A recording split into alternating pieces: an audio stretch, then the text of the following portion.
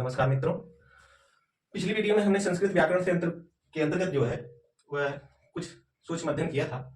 आज हम आपको संस्कृत व्याकरण के संदर्भ में, भूमिका के संदर्भ में कुछ बता रहे हैं। जैसा कि लिखा हुआ है, व्याकरण मुखम व्याकरणम स्मृतम। मुखम यानी मुख, व्याकरण यानी व्याकरण, स्मृतम यानी स्मृत। स्मृतियों का मुख क्या है? व्याकरण है। अर्थात हम कह सकते हैं कि जो व्याकरण है वह स्मृतियों का मुख है। इससे तात्पर्य है कि बगैर व्याकरण के, समझ लीजिए, हम जो है ना तो वेदों का अध्ययन कर सकते थे, ना ही महाकाव्यों का, ना ही अरण्यकों, ब्राह्मण ग्रंथों आदि का। इसलिए जो है व्याकरण को मुख कहा गया है स्मृतियों का। अब प्रश्न पूछा जाता है कि वेदांग कितने हैं? तो 6 वेदांग हैं। कुल वेदांग कितने हैं? 6। शिक्षा, व्याकरण, छंद, निरुक्त, ज्योतिष और कल्प, ये 6 वेदांग हैं, षड वेदांग। ठीक। अब बात करें अगर हम भूमिका के अंतर्गत ही, तो कुछ प्रमुख टीका और प्रक्रिया ग्रंथ भी पूछे जाते हैं परीक्षाओं में। जैसे जयादित्य और वामन की कशिका वृत्ति। कशिका वृत्ति जो है यह अष्टाध्यायी पर लिखी गई एक टीका है। ठीक। जितेंद्र बुद्धि ने न्यास और हरदत्त ने पद्मंजरी नामक ग्रंथ की रचना की, या टीका ग्रंथ की रचना की। किस पर? टीका वृत्ति पर, कशिका वृत्ति पर। धर्म कीर्ति ने रूपावतार और विमल सरस्वती ने रूपमाला और रामचंद्र ने प्रक्रिया कौमुदी नामक व्याकरण ग्रंथ की रचना की। भट्टोजी दीक्षित महान वैयाकरण हुए।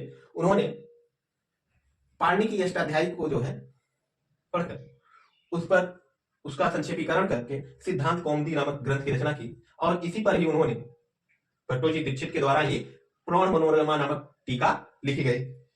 और पंडित राज जगन्नाथ ने प्रौढ़ मनोरमा पर ही मनोरमा कुछ मर्दिनी नामक नाम से जो है रचना की, जो उसकी व्याख्या थी। और अगर हम बात करें महाभाष्य पर, तो महाभाष्य पर जो है कैयट की प्रदीप, एक मिनट, महाभाष्य पर क्या है? कैयट की प्रदीप। इसको आप थोड़ा सा देख लीजिए, ठीक। फिर हम जो है इसको मिटाते हैं, फिर आगे बताते हैं, तब तक सुनते जाइए आप। महाभाष्य पर कैयट की प्रदीप और नागेश की उद्योत टीकाएं हैं जो वह प्रसिद्ध हैं। अगर हम बात करें नागेश भट्ट की, तो नागेश भट्ट जी ने लघु शब्देंदु शेखर नाम की रचना थी। ठीक। लघु शब्देंदु शेखर नाम की प्रौढ़ ग्रंथ लिखा जो है सिद्धांत कौमुदी पर उन्होंने, और 2 अन्य प्रसिद्ध टीकाएं हैं जो सिद्धांत कौमुदी पर लिखी गई हैं, एक तत्वबोधिनी और एक बाल मनोरमा। ठीक। इसको अभी आप सब देख चुके होंगे। ठीक। तो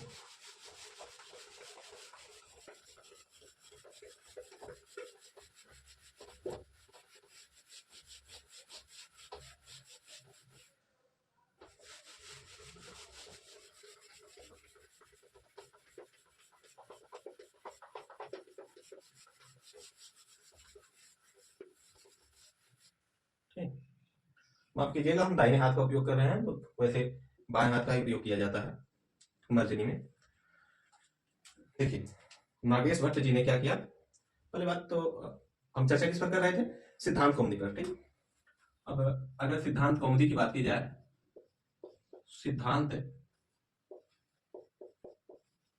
कौमुदी, ठीक, सिद्धांत कौमुदी रचना है। ठीक। और इस पर नागेश भट्ट की जो टीका है,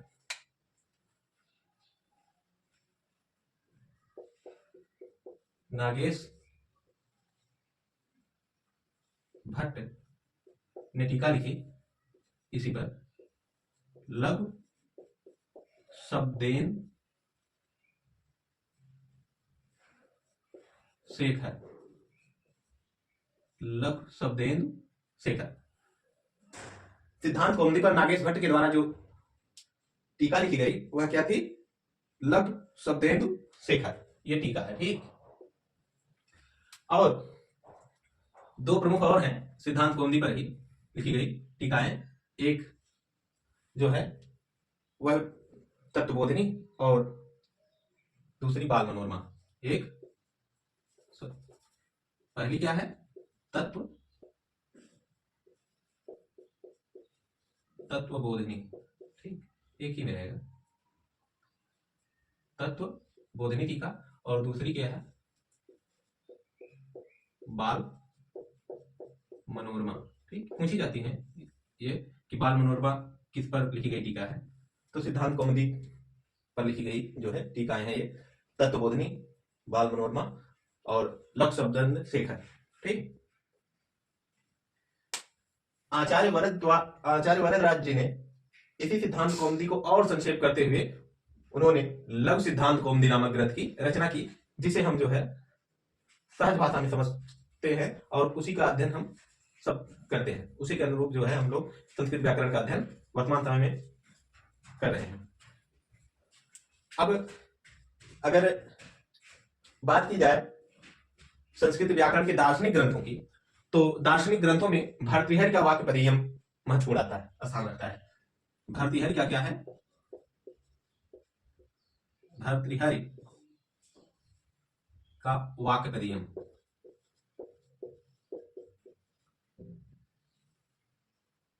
भर्तृहरि का वाक्य पदीयम। और दूसरा जो ग्रंथ है वह कौंड भट्ट का वैयाकरण भूषण सार। कौंड भट्ट का वैयाकरण भूषण सार, इस नाम का ग्रंथ जो है, ये सब क्या है, दार्शनिक ग्रंथ है। ठीक, भर्तृहरि का वाक्य पदीयम, कौंड भट्ट का वैयाकरण भूषण सार जो है, ये सब दार्शनिक ग्रंथ है, व्याकरण के दार्शनिक ग्रंथ है। और नागेश भट्ट के जो है एक और रचना है, दार्शनिक रचना मान लीजिए उसे, लघु मंजूषा। नागेश भट्ट की क्या है,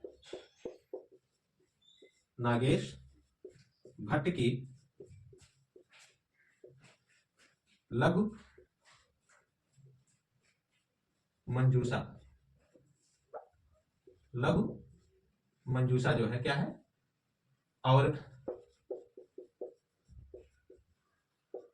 स्फोटवाद।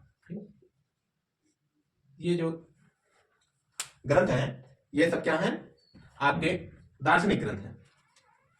ये जो ग्रंथ हैं आपके, ये दार्शनिक ग्रंथ है। ठीक, दार्शनिक ग्रंथ। ठीक, ये सब क्या है, आपके दार्शनिक ग्रंथ हैं व्याकरण के। ठीक,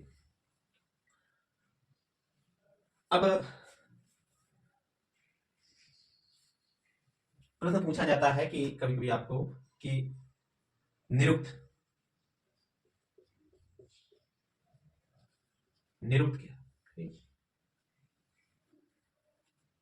निरुक्त कहा कौन है। ठीक, तो इसके यास्क मुनि कौन है, यास्क मुनि। यास्क मुनि ने जो है निरुक्त की रचना की।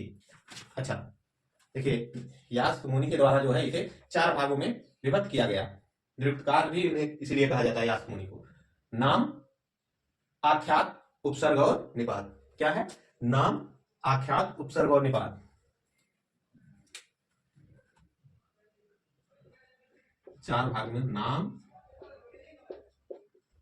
आख्यात, उपसर्ग, निपात। क्या है, निपात। नाम, आख्यात, उपसर्ग और निपात और क्रिया ग्रंथ, ये कह सकते हैं क्रिया पीठिक और क्रिया ग्रंथ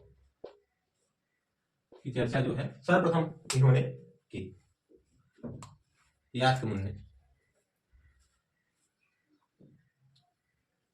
अब हम सब मिलते हैं अगली वीडियो में, जिसमें हम स्वर का अध्ययन करेंगे और स्वर से बनने वाले प्रश्नों पर चर्चा की जाएगी। अच,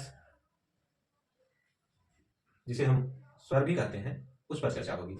नमस्कार।